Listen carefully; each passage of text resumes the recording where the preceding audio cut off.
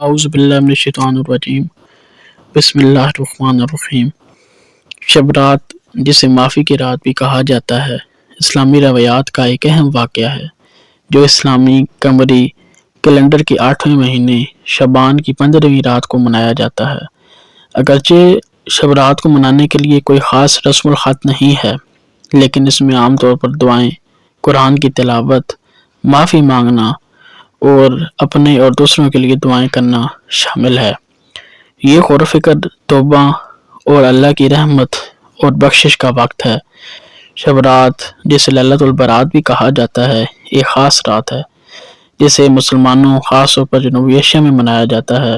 یہ معافی کی رات سمجھی جاتی ہے جب اللہ آنے والے سال کے لیے لوگوں کی تقدیر کا تعین کرتا ہے اور سچے دل سے توبہ کرنے والوں کو معاف کر دیتا ہے۔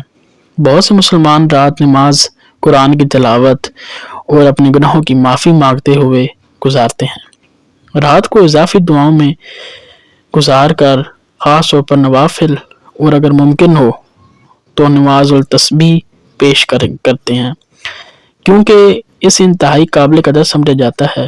قرآن کی تلاوت پر غور کرنے کے لیے وقت دیں، ہدایات اور برکت حاصل کریں، اپنی اعمال پر غور کریں اور توبہ اور استغفار کریں اور کسی بھی غلط کام کے لیے اللہ سے معافی مانگیں۔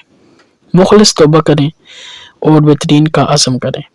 متوفی خاندان کے افراد اور پیاروں کی بخشش اور رحمت کے لیے دعا کریں۔